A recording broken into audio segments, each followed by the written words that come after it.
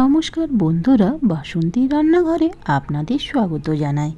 আজ আমি আপনাদের সঙ্গে শেয়ার করব গরম ভাত বা রুটির সাথে করলার একটি সুস্বাদু রেসিপি। এটা খেতে এতটাই টেস্টি হয়, যারা উচ্ছে বা করলা খেতে পছন্দ করেন না তাদেরও যদি রেসিপিটা বানিয়ে দেওয়া হয় তাহলে তারাও অনায়াসে খেয়ে নেবেন। তাহলে চলুন দেরি না করে আমরা রেসিপিটা শুরু করি। তো সবথেকে প্রথমে আমি করলাগুলোকে এভাবে গোল গোল কেটে নিয়েছিলাম।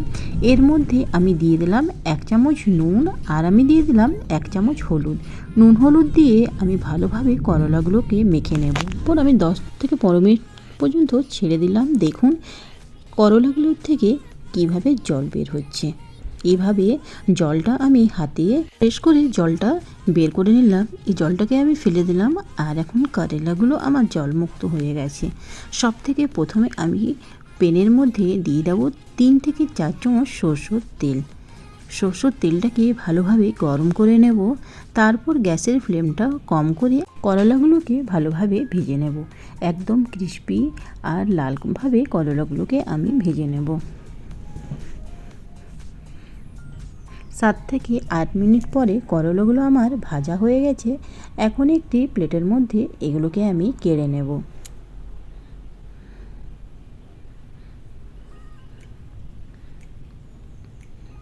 সবগুলো করলা এভাবে প্যান থেকে কেড়ে নিলাম। এখন আমি অন্য প্যান বসিয়ে দিলাম। তার মধ্যে আমি দিয়ে দেবো 2 চামচ সরষের তেল। সরষের তেলটা ভালোভাবে গরম হয়ে গেলে 1 চামচ আমি দিয়ে দিলাম মৌরি, 1 চামচ আমি দিয়ে দেবো এখানে জিরে, গোটা জিরে, আর আমি দিয়ে দেবো হাফ চামচ সরষে, কালো সরষে। একটু 1 থেকে 2 মিনিট এগুলো একটু ফুটে আসলে এর মধ্যে আমি দিয়ে দেবো কাঁচা লঙ্কা কুচি করে 2 থেকে 3টি। আর এর মধ্যে আমি দিয়ে দিলাম পেঁয়াজ, স্লাইস করে 3টি পেঁয়াজকে এইভাবে দিয়ে দিলাম কড়াইয়ের মধ্যে। ভালোভাবে এটাকে ভেজে নেব।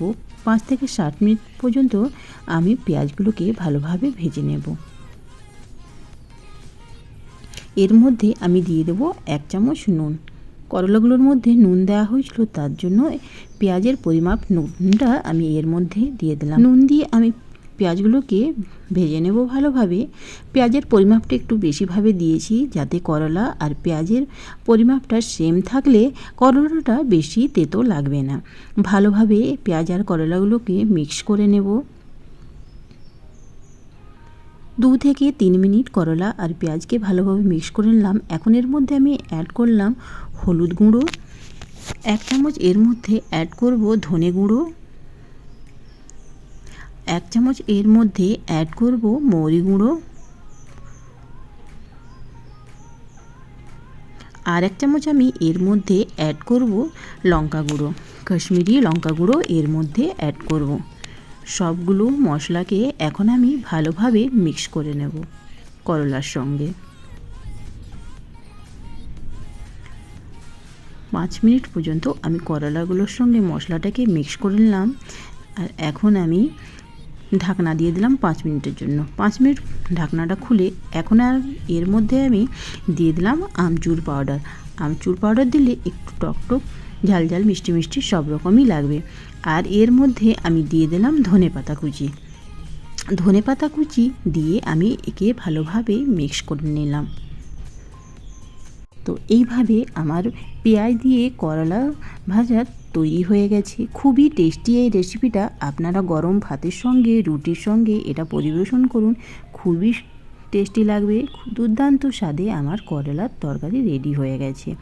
আপনারা এই রেসিপিটা অবশ্যই ট্রাই করুন।